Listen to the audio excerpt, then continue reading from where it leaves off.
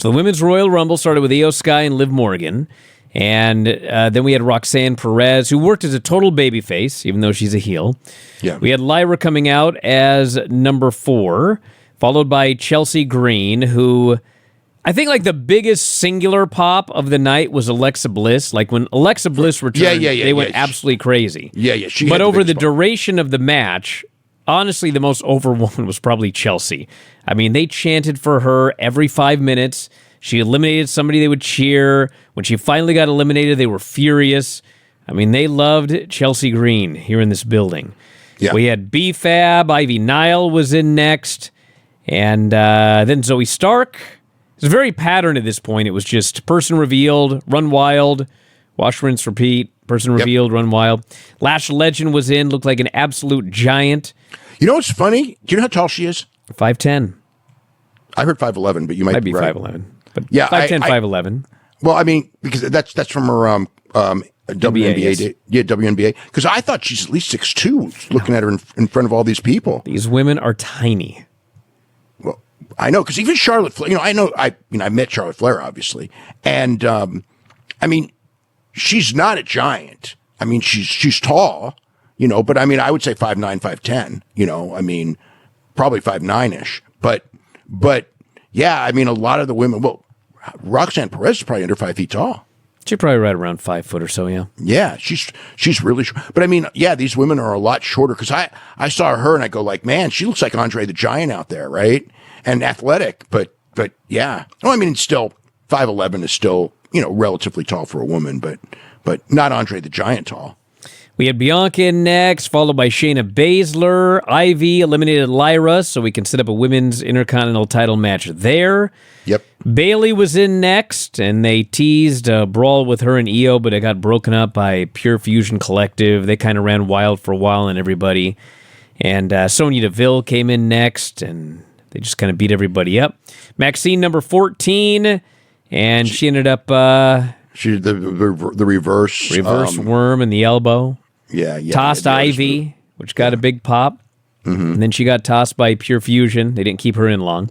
Naomi was in next. They all teamed up and got rid of all of Pure Fusion Collective. Jada Parker was in next, and she actually got a pop. People recognized her. And she came out. To a degree. It wasn't it wasn't Alexa, but I mean, they popped. No. I didn't think they would pop at all because no one recognized the music. It's a woman from NXT. But as soon as they saw her, they all got into it. I don't know. I didn't think that I actually was when I saw that I was like kind of like, nah, not a lot of people here don't know her. I mean, obviously some did, but I didn't think it was that big of a pop. Piper Niven was in next, and then Natty, and then 19 was Jordan Grace. Yeah, who got a pop? She got a big pop. She in fact had not ever claimed she would not be in the Rumble. She only claimed she would be at her mother's 50th birthday party that week. I don't think anybody was thrown off by that one either. So she got rid of Jada with her own running hip attack, hit Piper with a Death Valley driver, which got a holy shit chant. Naomi and Jordan hugged. They acknowledged a storyline from TNA, and this got Bianca upset. She tore them apart. Yeah. We had Meechin at number 20, and then Alexa Bliss got a gigantic reaction. And she came down, ran wild. Zelina Vega was in next. And then Candice. Ring was totally filling up with people at this point. We had Stephanie Vacure in from NXT. She was 24. Trish Stratus, number 25. She got a big pop. She got a big pop. She looked good, too. Yeah. She ran wild until Piper ran her over. Then we had Raquel in, who didn't get much of a pop. Liv eliminated Natty and Alexa, which got tremendous heat when Alexa got eliminated.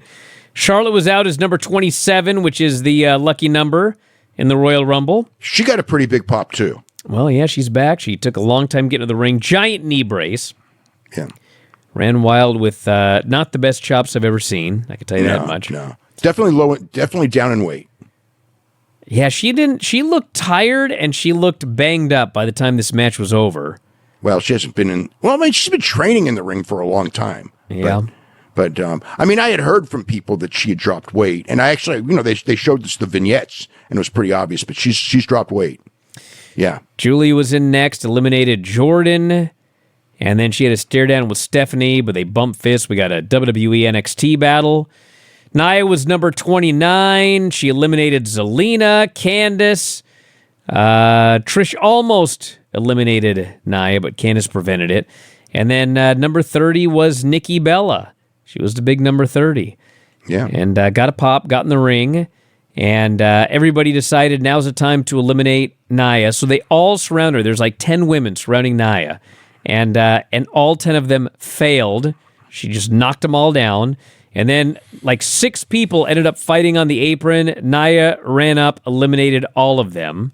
So she's got the record for eliminations in Women's Rumble history by like triple. Mm. So then Roxanne threw Julie into the post, eliminated her.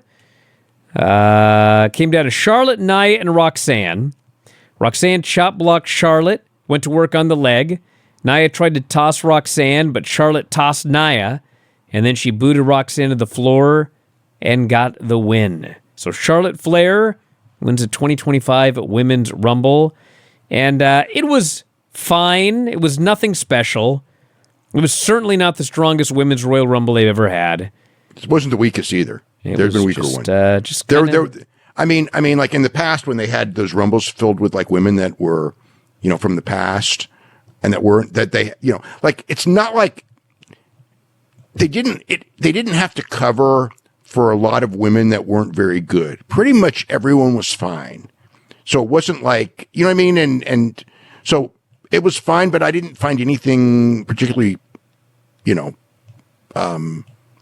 nothing was really memorable. I mean, yeah, Nia Jax did the roar spot, but aside from that, just whatever. Charlotte Flair's, obviously choices Rhea Ripley or Stratton. She's wrestled Rhea Ripley at WrestleMania, so maybe that makes you think she's going to go with Stratton. But I can't think of who else Rhea Ripley would go against unless it's maybe Becky Lynch. And obviously the Elimination Chamber will decide who goes against the other champion. So we'll see. I mean, Charlotte and Rhea Ripley did have one of the best women's matches in WrestleMania history. Maybe, like one of the best. Maybe like one of the 2 or 3 best. So I think, you could go in there and say, do it again. And again, Rhea Ripley is the star. And she needs, it's not going to be Liv Morgan. It's not going to be Nia Jax. So, who is out there that she could face? The only one I could think of is Becky Lynch. So if it's not Becky Lynch, I think that it would be, Charlotte Flair and Rhea Ripley would make the most sense to me. So we had Motor City Machine Guns DIY Best of 3 Falls match. There was no storyline reason for a Best of 3 Falls match, and when it was over, I still could not figure. I have no idea. It would have been much better as a singles match. Well, I think maybe they had that great idea for a finish, but you know what? For the first fall. But the thing is like that finish, that idea should have been saved for something so much bigger. Well, it's not even that, Dave. That's a great finish for those of us watching at home. Yeah. But there were 65,000 people in the building, or 70,000, whatever Hunter's claim was. But the point is, none of them had any fucking idea what happened. And they did this finish, that's true. And it was dead silence. Like, I'm talking dead silence for this finish.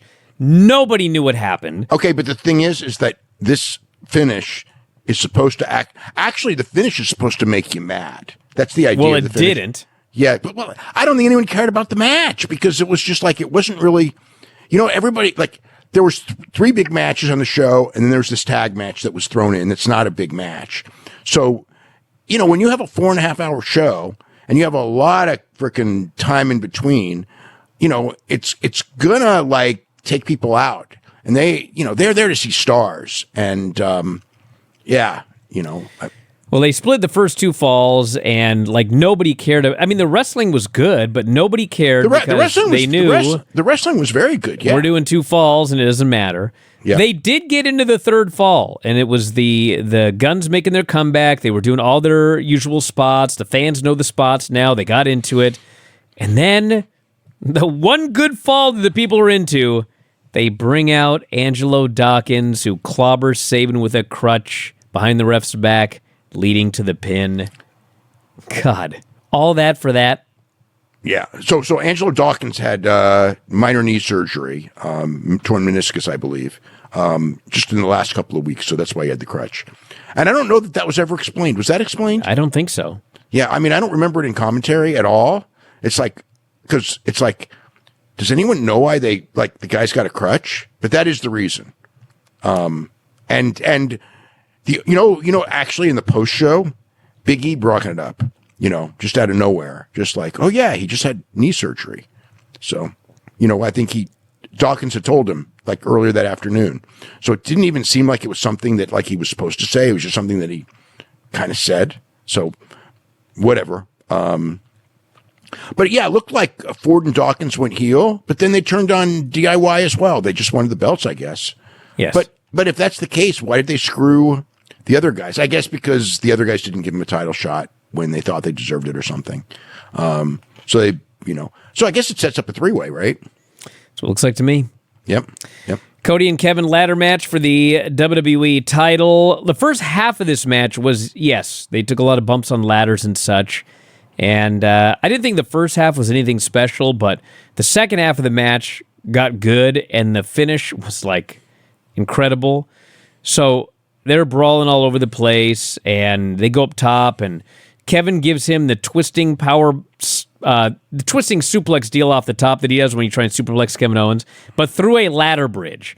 And so they sent out Nick Aldis security. They're checking on him, make sure they're alive. Sami Zayn runs down, goes right over to Kevin, see if he's okay.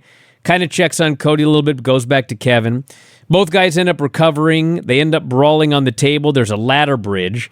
Kevin's bleeding all over the place. He goes up top onto the table, goes to give Cody a package pile driver, but Cody avoids it, hoists him up.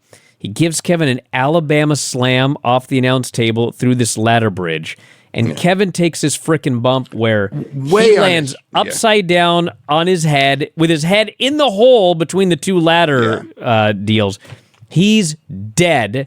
And Cody ends up getting in the ring, and he took longer than Charlotte and Roman combined to get to the top of that ladder, and it didn't matter because Kevin was dead. He got the belts, he wins, and Kevin's, I mean, he laid upside down in the rubble of that ladder for like 3-4 minutes, and finally, as things starts to end, he kind of gets his head out, and Sammy's consoling him, and he's pouring blood, and he's lost, and he's all unhappy. And they send Cody back to stand over him and triumphantly hold up his belts. And it was an incredible finish. I mean, the visual of it was just completely nuts. And it was a good match. It was a good match, yeah. There was a spot where they were doing the double knockout thing, and then Kevin recovers, and Cody's still selling. And I'm thinking, like, wouldn't you climb the ladder now? And he didn't. Nope. I don't know why. Yeah. Then we had the Men's Royal Rumble, which, I mean, rarely do you see a match that ends up so great start so poorly. But my God, they bring out Rey and Penta, and it's like, oh man, here we go. We got a dream match here. Rey Mysterio and Penta. And so the very first thing that happens is Penta. Actually, before that even, Rey goes for a headstand in the corner, and Penta goes to do this super kick to the face, and he kicked Rey so hard in the face. You just see Rey's head go whoosh. And I thought, oh my God, he killed him immediately. They fall over the top rope. They're brawling on the apron.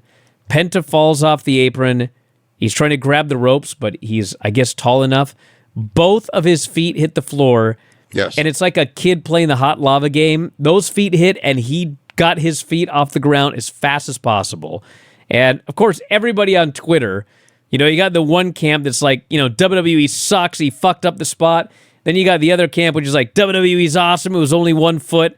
It wasn't 1 foot. It was 2 feet. I know. And you know how you know this? Besides, they didn't show the replay. They wouldn't show the replay. Exactly. Yeah. We saw it. It was 2 feet. If they, and trust me, they watched that replay over and over again because I heard about it.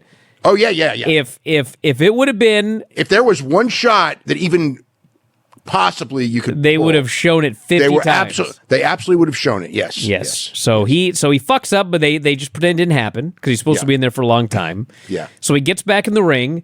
Him and Rey go up to the top, and they fuck something up, and poor Rey falls off and lands on his head. And I'm like, oh my God, it's a cursed match. Chad Gable comes in, and it's like, okay, well, he can work with Penta. And so they do a spot where Ray gets on Penta's shoulders, and he kind of does a big splash, but like their positioning is off, and he lands right on Chad's legs. On his knees. And Chad grabs his knees, and he goes in fetal position. And Ray tries to go lift this guy up, and Chad's like, I ain't getting up. I'm not moving. And he stayed in the corner through this entire period, and then halfway through Carmelo's entrance, before he finally was able to get up again. It's like, oh my God. But you know what? Once Carmelo was in, it was smooth sailing from there. Yeah. We had Santos in next, and he did some cool stuff with the Penta. They did a Destroyer spot, a 619 spot, had a quintuple down. Otis was in next, brawled with Chad Gable, which the people really got into. Braun Breaker comes in next. He starts killing people, tosses Escobar, Carmelo. So then Akira Tozawa's supposed to be in next, but Carmelo's leaving, and he sees Tozawa, and he just hits him. One time. He just hits him, okay? So on Monday, JD goddamn near kills himself multiple times, finishes the match. Akira Tozawa gets hit once by Carmelo, and they send out 50 guys, Nick Aldis, or Adam Pearce, whoever, a bunch of geeks, and it's like... It was Adam Pearce. They got to drag this guy to the back. There's no way he can possibly continue this match. So they take him to the backstage area, because he got hit once, and they're in the gorilla position, and Triple H, stickler, we must replace Tozawa. Who's available? And he sees old IShowSpeed, who, by the way, had been streaming from Gorilla the entire show up to that point. So all these people are watching his stream. He's just streaming the show. And Hunter says, you are going to go into the Royal Rumble.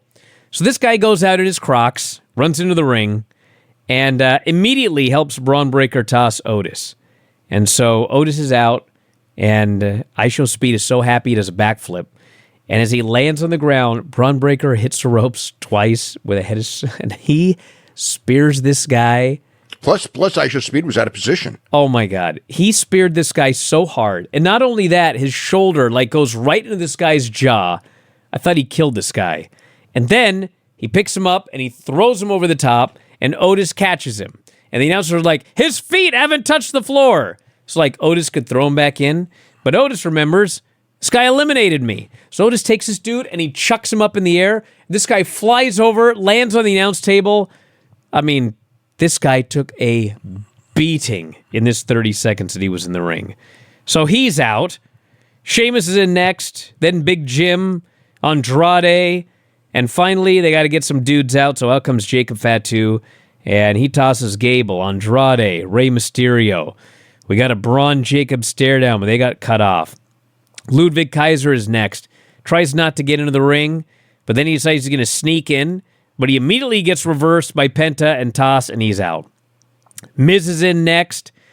He starts, being the Miz and all. And then Joe Hendry is announced. Place goes nuts. They sing his song. He gets in the ring. He's doing all of his spots. He lays out one guy after another. Sheamus is in the corner. He's just standing in the corner watching this guy, and he's nodding his head. He likes it. But then finally, he ends up getting... Joe Hendry gets laid out by Fatu, so Sheamus gets angry at Fatu, asks him why he's being angry. They start to fight. Roman Reigns comes in next. Gets rid of Miz, gets rid of Sheamus, gets rid of Hendry, and they booed Roman for that. And the deal, number one, it was like that. Number two... I mean, it's very early in the game, but the guy is the TNA World Champion. And just him being in the Rumble in its own way is kind of like, you're the World Champion, why would you be in the Rumble? But it was disrespectful but TNA is a secondary group, so you can, whatever. But it's like, if they didn't, this was very much like the deal with Triple H and, when he, destroyed, the ECW champion when and all that. I mean, it is a WWE playbook thing. These guys are, we're their partners, but they are the weak one. It's not like if in AEW, if you had a battle royal and let's say Zach, IWGP champion, is in it for some reason, they ain't gonna make him out to like they're going to protect him and they're going to treat him like a champion. But so all the people with it was inevitable it was going to be this. Well, I'll say this. He should have eliminated some people. There was no reason he couldn't eliminate the fucking Miz.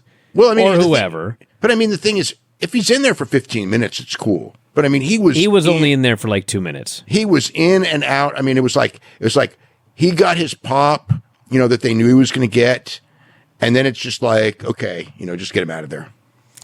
We had let's see, Drew. We had Roman and Fatu having a brawl, and then Roman speared him. We had a Roman Braun spear deal where Braun speared Roman, and then Drew McIntyre came in next, and then Finn Balor. And Roman Reigns and Penta formed a tag team. And they started eliminating or double teaming everybody. That was fun. Nakamura was in next. Penta goes and hits a destroyer on Fatu, tries another one on Finn, but Finn counters it, tosses him. That got a lot of heat. They were mad that he was gone. Jey Uso comes in next, got a huge pop. He takes out Fatu with a reverse Rana. He and Nakamura brawl. Jey tosses him. AJ Styles comes in next.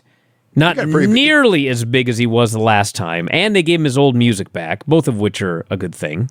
Yeah. Braun Strowman was number 22. He tossed, of all people, Braun Strowman tossed Jacob Fatu. Okay, so this is the only thing on the entire show that actually got me mad was... Really? Braun Strowman comes out. There's one more for me. Okay. Braun Strowman comes out. Okay. Number one, as soon as he comes out, it's like, wait a minute. He just got destroyed 7 days ago. And it's like, no tape. I mean, at least tape your body up. You know what I mean? It's like, he's not selling that beating at all. I mean, Jacob Fatu, he basically did the Bronson Reed on him. When Bronson Reed did it for Seth Rollins and R-Truth, those guys were out for a long time. I mean, a real long time. And Braun Strowman is back in 7 days, showing no signs. And then he tosses the guy out. And then it just looks to me like, Jacob Fatu's big feud is going to be Braun Strowman, who, let's face it, that's a big step down from Roman Reigns. That's a terrible idea. Yeah. Well, I mean, you can see Roman Reigns is out there, it looks like with CM Punk and Seth Rollins. So, I mean, when the big angle at the end with Roman Reigns, I mean, there was no Jacob Fatu there. Yeah. John Cena, number 23, place went nuts. He got rid of Strowman. He got rid of Finn, which actually was dangerous because he went to give him the AA off the apron, and Strowman was supposed to catch him. And it went right through. He totally missed him. And, poor Finn flies off the apron. He's supposed to be caught. He doesn't get caught. He lands right in his fucking head. And Braun Strowman is he's angry that the spot got fucked up. Oh, and you can see him going, and he storms off. It's how about you check the guy that just landed on his head because he didn't catch him? Yeah, I think that's the bigger issue than the spot got messed up. But I mean, it's like, yeah, I mean, he got mad at something, it was a shoot that he got mad, but it was like, in logic, you know what I mean? It's like he shouldn't care in storyline. In storyline, he shouldn't care. And in real life, your bigger issue is, can you find out if the guy's alive or not instead of getting angry that you dropped him? Yeah. We had CM Punk in next. He and Cena and Roman stared at each other for the entire period. Then we had Seth Rollins. He goes after Punk and Cena. And at this point, there were enough stars in the ring that fans were just doing dueling chants for every top star. Dominic is in next. Roman kills him. Sami Zayn is number 27. Damian Priest, number 28. He tossed Dom. LA Knight is number 29. He runs wild there for a while. And then Sami ends up on the apron, and Drew accidentally super kicks him and eliminates him. Then we got Logan Paul as big number 30. People hated this guy. Damian Priest tosses McIntyre. If you go back and I'll put it this way, because I don't want to say anything because I could be wrong and I don't want to blame somebody if I end up being wrong. But I think I know what happened. And if you actually go back and watch it, you can see what happened. What happened? He was angry. What happened? Do I have to say what I think happened? Because if I'm wrong, people are going to get mad. Yeah. Okay. Well, that's the reason I didn't say. I'll know tomorrow. Yeah. I'm sure. I think if everyone watches the spot, they'll see what happened. Okay. So anyway, LA tries to toss Logan, and he leaps off the apron, lands on the announce table, ends up getting back in. People are going to get so mad. So what happened was, I'll just tell you what I saw, okay? If I'm wrong, who cares? Okay. So I'll tell you if you're wrong. Okay, here's what I think happened, all right? Okay. Logan Paul comes down to the ring, all right? Yes. He's hated. He gets in the ring, and they're doing, he gets his big deal. And you can see in the corner that Jey and Drew and Priest are all sitting there, and they're waiting because after he gets into the ring, they're going to all do the spot where they end up throwing, and I think Drew is going to throw Priest out, and I think Jey pushes them both over the top rope, I think is what the spot ends up being. But anyway, they're waiting and waiting and waiting. And when it's time to do the spot, right when they're about to do it, LA Knight goes after Logan Paul. He's like stalking him. So as they're doing their spot, they run into LA Knight.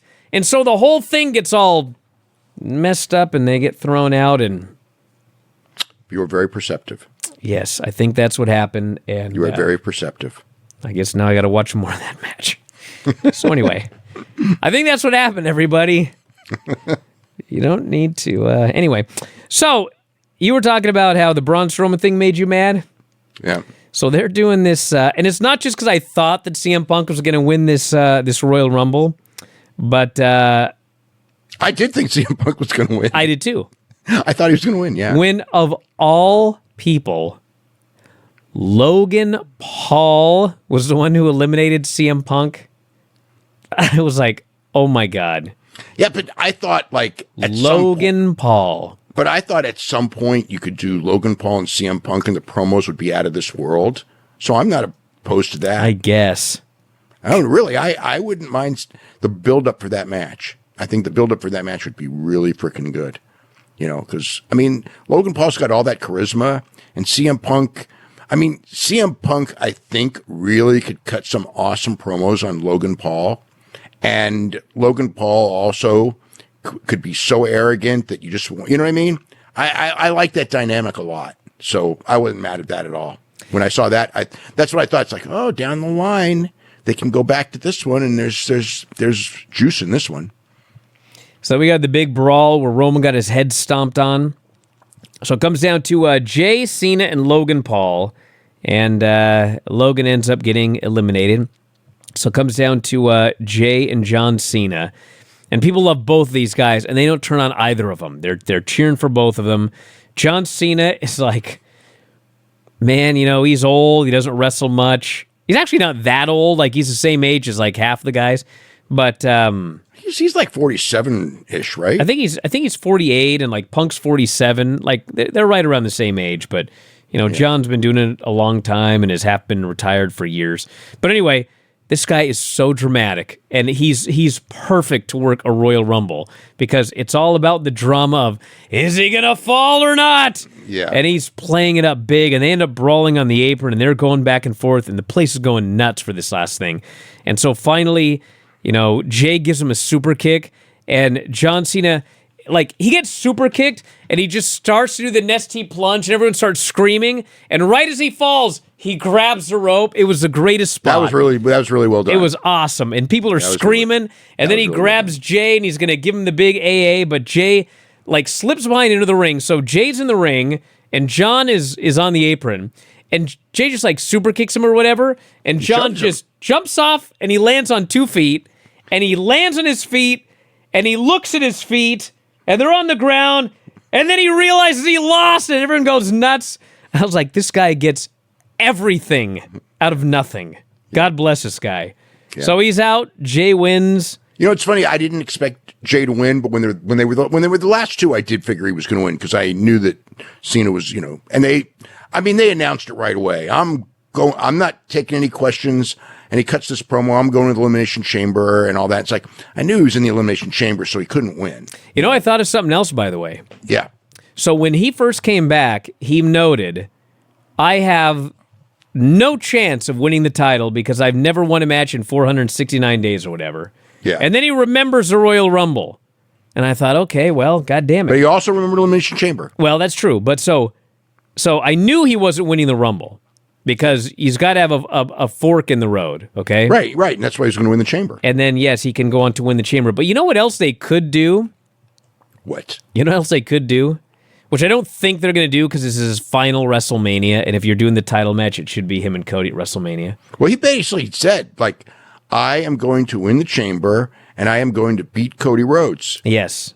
But if the WrestleMania aspect was not important, he needs to lose the Elimination Chamber. And then when it seems like there's no other hope whatsoever, there is Money in the Bank. Because if you recall... Oh, yeah. If you recall, there's a man who once won Money in the Bank, and he called his shot early, and he lost. Yeah. So, in fact, he could win Money in the Bank. He could call his shot and just say, Cody, it's you and me at SummerSlam, I'm telling you now. And he could avenge his failure at Money in the Bank and win the title. Yeah. And then you've got your big SummerSlam main event. But I expect it's just going to be him and Cody at Mania. Yeah. Well, it was definitely the idea a couple weeks ago. Yeah. So probably that, and then Gunther and Jey. Because the storyline was that Gunther beat him at Saturday night's main event, and Jey said, I lost that match, but I learned that I could beat this man. Yeah. Which makes no sense, but that's what he said. Yeah. I mean, that's what it sure looks like. So it'll all be, if it's not announced Monday, and I don't think it will be, I think that they're going to, announce it on Friday, in New Orleans. So we don't have anything for Raw, because they just did Royal Rumble. But we do have a bunch of lineups here for AEW and WWE. NXT has Julia, Bayley, and Roxanne doing an NXT Women's Title Summit. Obafemi and Trick versus Grayson Waller and Austin Theory. So I guess Trick can prove Grayson and Austin don't deserve a title match. Like that needs to be proven. Stephanie versus JCJ, and Ridge Holland versus Stax. And Kalani versus Carmen Petrovich. Dynamite, they have announced Will Ospreay versus a mystery Don Callis family member. Okay, so... Is that the fifth guy they've been teasing? It's either Lance Archer or the fifth guy, because he just beat Brian Cage. I can't see him doing a singles match with Takeshita or Fletcher without it being... Well, Takeshita and Fletcher are wrestling Brody King and Buddy, so it won't be them. So it's either Lance Archer or whoever this mystery guy is, which... The name I keep hearing is Trent Beretta, because I guess Trent Beretta was going to be in the thing, and then he was in the family, and then he got hurt. Right, he was in the family and got hurt, right? Yeah. So we'll see. But it's whoever. So I guess it's going to be the reveal of who the member is. Then we have Ricochet and Swerve. Yes. Kyle and Takeshita versus Buddy Matthews and Brody King. Ricochet and Swerve actually had a hell of an interview segment on Collision. I thought that was one of the best things on the show. Yeah. They were both great. And then Queen Aminata versus Toni Storm. Yeah. And then for Collision next Saturday, we got Kyle Fletcher versus Mark Briscoe, Thunder Rosa versus Penelope. Remember, Kyle Fletcher and Mark Briscoe, the first match they had was incredible. Yeah. Incredible. That was one of the best matches in that tournament. Yeah, one of the best matches on AEW TV all year. Yep.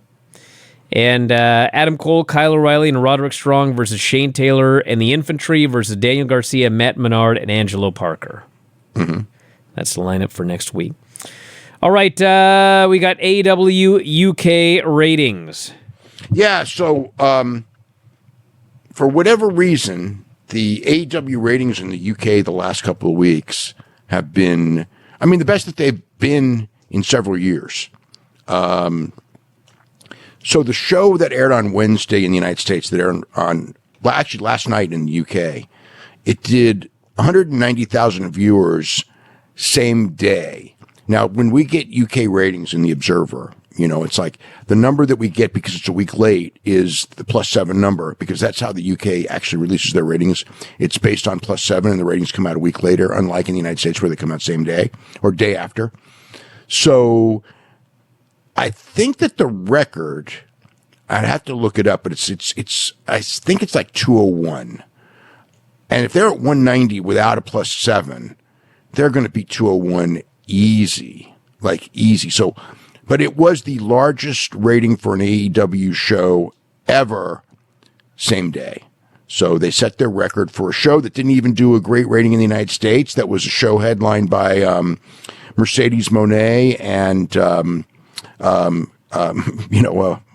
Sakazaki. So they actually did set the record. Now, I think there's a couple of things, reasons why. Number one, AEW's numbers in the UK, and I like I said on the Garrett show, everything's up on television, and I think that it's because there's a lot of people who only watch television, okay, and to those people, they lost 3 hours of Raw or 2 hours of Raw, however, it's 2 hours lately, but it's 3 hours most of the time, up until recently. So to those people, if they want to watch wrestling, it's Dynamite. It's going to be, because, Collision's always going against WWE. It's Dynamite, and it's SmackDown, and it's NXT.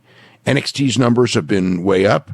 The SmackDown numbers have not been way up because of the third hour, but if you throw off the third hour, the SmackDown numbers are up, and the AEW numbers are up as well. So I think there's something to that. And then in the UK, I think, I could be wrong. I don't know what I don't think TNA has, if they have TV, it's super, super minor. WWE has no more TV. It's only Netflix. And, AEW has got the ITV, so they're the only, but ever since WWE went to Netflix in the UK, AEW's TV numbers have gone, way, way up. Collision set, the Collision show, I think last week was a record, and I think the week before it was, maybe the second highest, and but from a consistent basis, over the last 3 weeks, there's AEW is way, way ahead of anything they've ever done in the UK, and there's got to be a reason, because it's like, if it was like December, I would at least say, the Continental Classic, but January, I don't have a reason, and it's not like, there's any, if anything, I think the shows in December were way better than the shows in January. But, the other thing with the UK also is and this may be, if there is another thing to it, and there's probably more, again, because some of it is some of it is what you're drawing, what you really have. So I think it's Ospreay and Kenny as a tag team, because if you ever look at, and the UK ratings are very weird, but on a consistent basis, the one thing that does draw in the UK is Will Ospreay singles matches or Will Ospreay matches. So my gut is that, the fact that Will Ospreay is with Kenny Omega and they're together, I think that probably may be a difference maker as well as far as the UK goes. But yeah, whatever reason, they're doing really, really, they're doing great in the UK right now, the last week's number for Dynamite, the week, supposed to be like 2 weeks earlier, I think. That was the biggest one since before Will Ospreay came, because the biggest one had been Will Ospreay and Rey Fenix, and they beat that number. It goes back to a show, I think, like a week or two after the 2023 Wembley show, not last year's. So it's coming right off of Wembley last year was the last time that Dynamite number was as big as the one 2 weeks ago. The one this past Friday will probably beat everyone that they've ever had. All right, Evolve. Yeah, speaking of which, so the Evolve thing is something, and we'd written about it, weeks ago. So what Evolve is, it's Gabe Sapolsky is going to be booking a television show that will be on Tubi on Wednesday at 8 p.m., very interesting time slot, of course. And it will be WWE ID people, but mostly it will be, it's basically to do angles and matches with the people who are not on NXT television, but are down there, so it would be the next step down. Like the real, NXT really isn't developmental so much as it's now a network show, but this will be actually the developmental show. They're going head to head on Wednesday night. And if they can siphon off a few. I mean, obviously, it's not a coincidence the night they chose, and there was no other night because Sundays, they're on A&E. They don't want to go against themselves. Thursday, they don't want to go against TNA. That's their partners, and they got Monday, and they got they don't want. You can't go Saturday because that's pay-per-view night. So Wednesday is the only night they could go, but I mean, the last time that they did an Evolve special, it was also coincidental, and this is back to 2019. It was head to head with like one of AEW's first shows. So, that's whatever. But this has been in the offing for months, and they announced it tonight during the Royal Rumble. They announced it, and from what I understand, it had come down to Tubi and YouTube.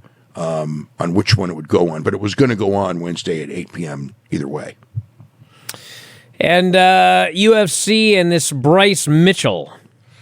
Okay, well, first, UFC had a show today in Riyadh, Saudi Arabia, and I did not watch it, but Nasruddin Imavov beat Israel Adesanya, who, of course, is one of the biggest stars in UFC, knocked him out 30 seconds into round 2, got on top and beat him down. So, an upset for sure. And then the other one was Shara Bullet Magomedov, who has looked great, and has looked to be a rising star. He lost to Michael Venom Page. And after the fight, Shara said that he'd been really, really, not at his best. I don't know if it's injury or whatever, but, he basically said that he was nowhere near his best. And he paid for it, I guess. Bryce Mitchell, pretty much, I guess he did pretty much apologized. Well, tell everybody what this guy did first. Well, okay. I went on his podcast. And he started talking about how, I've researched Hitler, and he's really wasn't a bad guy. He was now he said, until he started using meth. And he goes, when Hitler started using meth, yeah, he was a bad guy at the end. But up until that time, all he was trying to do was protect Germany against the Jews who were trying to turn everyone in the country gay. He was trying to preserve the race, because if everybody turns gay, the race is like gone. And the Jews were trying to, charge high interest rates when they would lend money, which is actually, that was sort of what was going on at the time. But the thing of like trying to turn everybody gay, I'd never heard that one before. And he said the Holocaust was all made up because, you couldn't do that. And Jan Blow, like Dana White said, he was just an idiot. And I mean, the guy does think that the world is flat. And the guy does think that the United States government caused COVID for whatever reason. I don't really know why they would, but that's what he's an idiot. And Dana went out and said like he's one of the dumbest people he's seen, but he wasn't going to suspend him. But so anyway, he said, I'm sorry I offended. I'm sorry I sounded insensitive. I definitely was out there not trying to offend anybody, but I know I did. I know that a lot of people died in the Holocaust, and that is a fact. Hitler did a lot of evil things. I think we can all agree on that. I'm definitely not a Nazi, and I definitely do not condone any of the evil things Hitler did. So that was the statement that he made today, kind of walking back on all the negative heat. I mean, people wanted him out. And I'm sure they still probably do. It was a really, really stupid thing to say. And, I haven't heard of anything going against sponsors. It's always a possibility that sponsors went to Dana and Dana went to him and goes, dude, you got to walk this one back. But whatever it is, he did walk it back. Well, on that cheery note, we're going to wrap it up for today. The New Observer is up on the front page, back issue as well. And Dave and I are going to be up on Monday after Raw to talk all of the news. Dave and Garrett were up yesterday. We've had a bunch of shows up over the last couple of days. Bryan and Vinny's show tonight talking the Royal Rumble. And plenty more. So I got to go, everybody. That's it. We'll talk to you again after a while.